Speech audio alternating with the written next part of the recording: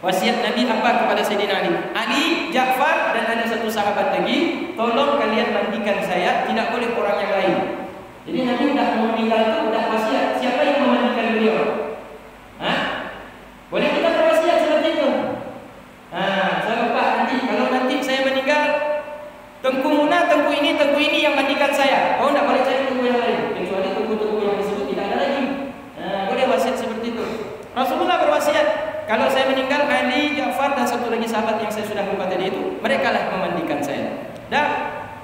Rasulullah SAW meninggal dunia, maka kemudian dimandikan. Fardu kifayah yang pertama adalah memandikan.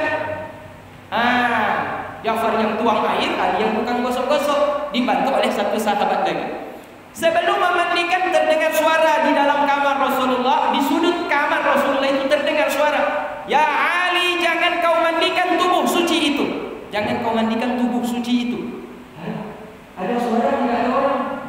Dalam kamar itu hantu dong. Ada dua. Kalau bukan hantu, malaikat. Ada masalah. Kalau bukan hantu, malaikat. Jadi Ali ketika diseru oleh suara yang tanpa ada wujud, suara tanpa ada bentuk dalam kamar Rasulullah, jadi gamal Ali, was-was Ali, bingung Ali, ragu Ali untuk melaksanakan wasiat Rasulullah. Kenapa? Karena tadi suara itu mengatakan, "Ali, jangan kau mandikan tubuh Rasulullah yang suci." Rasulullah sudah suci, ngapain dimandikan? Seolah-olah Rasulullah dimandikan tidak suci jasadnya. Bingung Ali. Tapi gimana? Wasiat Rasulullah. Tiba-tiba suara yang lain terdengar di sudut kamarnya Rasulullah, juga ada suara tanpa ada wujud, mengatakan, "Mandikan dia wahai Ali." Sungguh itu adalah iblis. Dia tidak ingin Rasulullah pulang kepada Allah dalam keadaan yaitu dimandikan sesuai dengan ajaran Islam. Dan ketahuilah, aku adalah Nabi Khidir alaihissalam. Jadi suara tanpa wujud itu mengaku namanya Nabi Khidir. Maka Ali kemudian berkata, "Terima kasih banyak Nabiullah Khidir alaihissalam. Kalau engkau tidak mengingatkan aku akan tergelincir mengikuti suara yang pertama." Maka dimandikan Rasulullah, dimandikan. Jadi ini iblis bisa saja menggoda kita. Tingkat Ali bin Abi Thalib, sahabat utama, sepupu Rasulullah. Sepupu juga. Karena beliau anak daripada Ali putra daripada Abi Thalib. Abi Thalib dengan Abdullah kakak adik. Jadi mereka sepupuan. Dan Ali kemudian diangkat sebagai menantu oleh Rasulullah. Putrinya Fatimah menikah dengan Ali. Jadi Ali yang demikian derajatnya tinggi sekali, mulia sekali, itu gamang dia, ragu dia ketika mendengar surat tersebut. Apalagi kita? Maka dalam hati kita itu masuk, kalau bukan setan berarti malaikat. Kalau kita sedang bermaksiat, itu setan dalam hati. Kalau kita sedang meninggalkan salat, berarti itu setan dalam hati. Masih di sawah, azan udah azan, hampir maghrib, asar gak kerjakan, setan tadi, setan itu dalam hati. Maghrib masih di sawah, ya. Maghrib masih di sawah, oke, tidak masalah. Asar udah kerjakan tidak? Belum, asar belum kerjakan, asar belum salat, tapi maghrib masih di sawah. Beda kalau maghrib masih di sawah, asar udah kerjakan. Telat dikit tidak apa-apa, maghrib masih bisa dikejar. Asar lewat, masih maghrib di dalam sawah. Mau sampai kapan kejar dunia? Anak habis menyo dunia nyata setot tanyo kerja. Kalau dunia kita kejar, maka kita seperti minum air garam. Kita minum tidak pernah habis dahaga yang ada dalam hati kita. Karena air garam itu semakin diminum semakin haus. Maka orang mengejar dunia seperti minum air laut dan seperti mengejar bayang-bayang. Mengejar bayang-bayang kita satu bayang-bayang belum dipelukik. Awal ini dan tanya.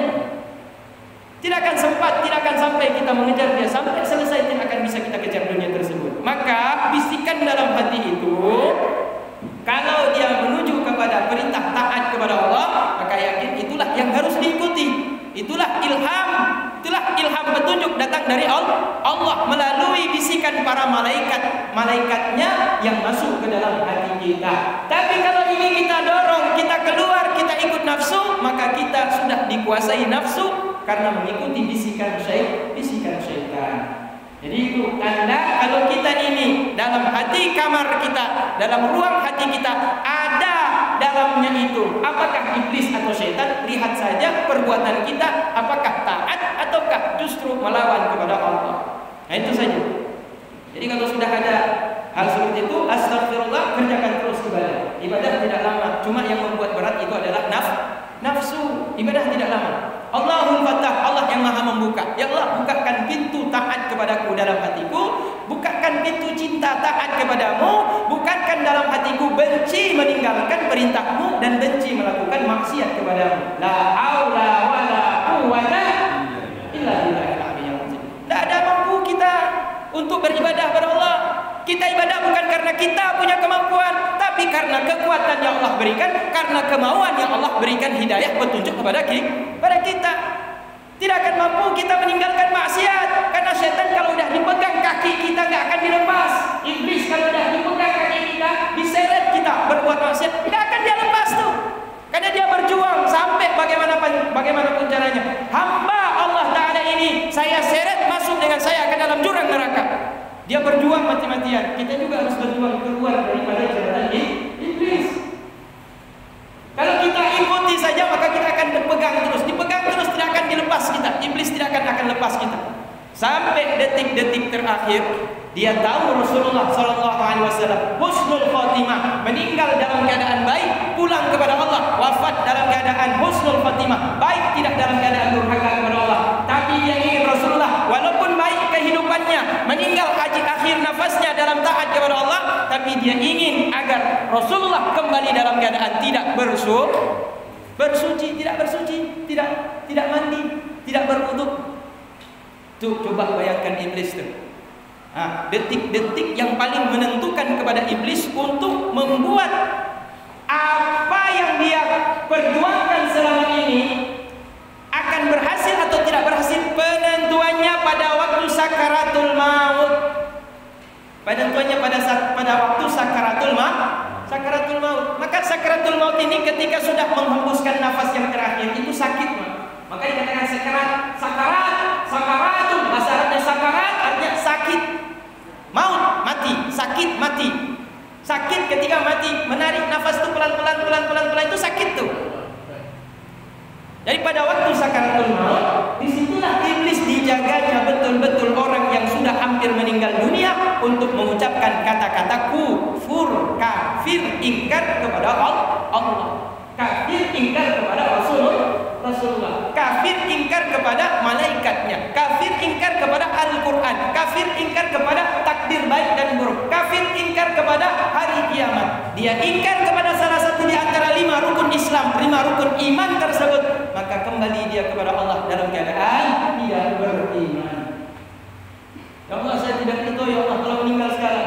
Saya tidak ridho ya Allah meninggal, saya dicarinya meninggal. Nanti kembali dalam keadaan tidak beriman.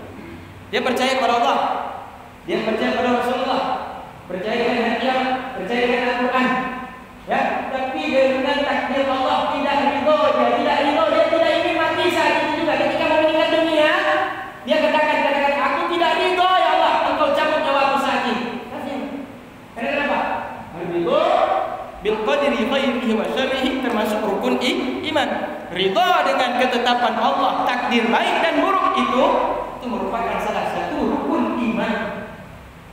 Kalau 4 dia percaya, 1 dia tidak percaya, kafir, keluar dia daripada keimanan. Maka kalau dia tidak ridha dengan ketentuan Allah, maka dia kembali dalam keadaan su'ul khotimah, dalam keadaan buruk penutupan akhirnya. Itulah keberhasilan daripada iblis. Karena akhir perjuangan iblis itu penentuan terakhir, babak finalnya itu pada waktu sakaratul maut. Iblis tidak akan dia lepaskan kita sampai detik-detik terakhir, nafas terakhir keluar dari nafas kita. Itulah penentuan yang paling terakhir. Berhasilnya iblis, tidak berhasilnya iblis, itu penentuan terakhir pada waktu sakaratul maut, nafas terakhir. Sempat diucapkan kafir kepada Allah, kepada rukun Islam, kepada rukun iman tersebut, maka dia sudah berjuang, berhasil perjuangan iblis tersebut, memasukkan hamba ini tergelincir masuk dalam jurang neraka. Nama ini Al-Fattah. Jadi kalau kita baca ya Fattah, macam-macam tuh ya Fattah. Ya Allah, buka pintu rezeki, buka pintu ilmu, buka pintu hidayah, buka pintu taufik, kekuatan untuk taat kepada, buka pintu ampunan, buka pintu-pintu pertolongan, buka pintu-pintu rahmat kasih sayang, buka segala sesuatu yang bisa menyebabkan hati ini tenang. Bukalah pintu-pintu hikmah dari ya Allah. Hikmah apa? Hikmah segala sesuatu yang terjadi ini kita bisa ambil positifnya, itu hikmah. Apapun yang terjadi di alam ini, pada kita atau pada orang lain atau pada selain daripada makhluk yang berakal, maksudnya makhluk yang tidak berakal. Ada peristiwa-peristiwa segala sesuatu, kita bisa petik hikmah. Ambil positifnya, ambil positifnya, ambil positif. Itu dibuka sama Allah Ta'ala, berarti hati kita dibuka pintu hikmah. Dia selalu mengambil kebaikan dari sebuah peristiwa, dari sebuah yaitu kejadian. Dan dia mengambil positif, dia tidak akan mengambil negatif. Kalau dia mengambil yang negatif, yang akan terjadi dia yaitu terperosok, stres. Jadi coba hikmahnya corona. Kita lihat sekarang corona di Jakarta, ayah ibu yang dimuliakan Allah, orang mau gila sekarang karena cari uang tidak bisa. Mau gila sekarang, maka banyak orang Aceh pulang kampung. Betul tidak? Banyak orang Aceh sekarang yang merantau ke Jawa, merantau ke Jakarta, merantau ke Medan paling dekat. Banyak pulang Aceh, pulang orang Aceh datang dari Aceh. Karena kenapa? Aceh masih bersyukur, banyak ulama yang doa, banyak ulama yang masih berdoa, banyak ulama yang masih doa tolak bala. Aceh ini lumayan lah, dibilang tak zona kuning, yang penting jangan zona merah. Kalau nanti dibikin zona merah, kita akan dikurung lagi dalam rumah, tidak boleh lagi jualan. Nah di Jakarta begitu, di Jakarta dibikin zona merah. Sekarang orang tidak bisa jualan, masyarakat tidak boleh nanti buka warung, tidak boleh buka rumah makan, tidak boleh, macam-macam tidak dibolehkan di sana. Walhasil terjadi apa? Yang terjadi stres masyarakat. Masyarakat jadi hampir gila gara-gara masalah tidak bisa mencari nafkah. Stres ini akan membuat seseorang itu bisa mati gara-gara corona. Gara-gara corona dia stres, berpikiran terus cari makan dari mana. Kemudian takut. Jangan-jangan dekat dengan ini ada corona, dekat ini ada corona. Jabat tangan dengan itu ada corona. Takut, fobia akhirnya. Nya mati dalam keadaan takut. Demam sedikit lah, jangan-jangan corona ini. Akhirnya bukan corona, meninggal karena takut. Ya. Jadi orang di sana itu bisa gila gara-gara corona. Karena kenapa? Karena dia tidak mengembalikan semua itu kepada Allah Ta'ala. Kembalikan kepada Allah Ta'ala, kembalikan kepada Allah Ta'ala. Ambil hikmahnya. Hikmahnya apa? Alhamdulillah dengan ada corona, orang tidak ada dangdut lagi, buat konser musik lagi. Kan gitu kan? Artis-artis yang joget-joget di panggung-panggung hiburan dengan celana ketat, kasih nampak auratnya di hadapan suami-suami orang, sehingga kemudian dia pulang cari perempuan lain berzina dengan pelacur-pelacur. Dengan corona alhamdulillah maksiat berkurang. Ambil hikmah. Meskipun kita juga merasakan ada dampaknya, dampak negatifnya ada juga bagi kita. Bagi mereka yang terlebih di sana yang taat kepada Allah ada dampaknya juga. Tapi supaya menghilangkan beban pikiran agar kita stres, kita ambil hikmahnya. Tidak akan terjadi segala sesuatu melainkan semua atas kehendak dan izin Allah. Maka kita ambil hikmah. Alhamdulillah sekarang orang lebih banyak sujud di dalam rumah. Tadinya jangankan ke masjid, di rumah pun tidak pernah sholat. Jangankan ke masjid kenapa tidak pergi lagi? Udah ditutup, dilarang sholat Jumat, dilarang sholat Idul Adha. Akhirnya dia sholat, takut dia kepada Allah karena ada corona. Dia sholat ke dalam rumahnya masing-masing. Alhamdulillah, ambil positif. Nah kalau kita ambil positifnya, jadi pikiran kita terbuka, pikiran kita tenang, pikiran kita nyaman. Apapun yang terjadi itu atas kehendak Allah Ta'ala. Jadi ini menghadapi situasi, kondisi. Kalau kita alhamdulillah di Aceh tidak ada seperti yang terjadi di Jawa, tapi bagi masyarakat yang ada di Jawa, begitulah jalannya. Kalau kita ingin tenang menghadapi masalah seberat apapun, kita akan lapang. Karena kenapa? Mengambil hikmah dari setiap kejadian dan peristiwa yang terjadi di hadapan kita. Ya, sehingga tidak stres. Ya, kita tidak butuh psikolog, kita tidak butuh dokter untuk menjelaskan kepada kita tentang psikologi, karena kita sudah berpegang dengan tauhid. Islam itu mengajarkan tauhid. Tauhid itu psikologinya lebih tinggi daripada psikologi ilmu dalam kesehatan. Karena tauhid ini menjelaskan tentang keyakinan kita kepada Allah, tawakal kita kepada Allah, ridho kita kepada Allah, pasrah kita kepada Allah, bahwa tidak ada sesuatu pun melainkan semua atas kehendak Allah. Maka kita kembali hanya mengharap kepada Allah yang bantu kita, Allah yang tolong kita, Allah yang sembuhkan kita, Allah yang berikan kita ujian penyakit. Maka semua akan tenang kalau kita kembali kepada Allah. Bahkan kalaupun meninggal, saya pun sudah siap. Karena kenapa? Wafat itu tidak bisa kita lari. Meninggal pun karena corona, atau karena kelaparan, atau karena ditabrak mobil, atau karena sakit, itu sudah ajal yang sudah ditetapkan sebelum kita diciptakan oleh Allah. Maka tidak perlu kita khawatir yang berlebihan khawatir untuk supaya kita menjaga diri daripada datangnya virus itu wajib. Menjaga diri daripada penyakit, menjauhi diri daripada penyakit itu wajib. Tetapi bagi kita orang mukmin yang paling diwajibkan lagi adalah yakin bahwa segala sesuatu tidak lepas daripada kudrat iradah Allah Ta'ala. Maka Al-Fatah sangat besar. Allah Ta'ala memberikan kepada kita segala sesuatu yang Allah karuniakan kepada hamba-hambanya yang selalu meminta-minta kepada Allah Ta'ala. Al-Jawad, Alhamdulillahil Fatahil Jawad. Segala puji bagi Allah yang maha membuka segala sesuatu. Al-Jawad, maha memberi kebaikan kepada hamba-hambanya. Allah itu baik bukan saja kepada orang mukmin yang taat, karena ada orang mukmin taat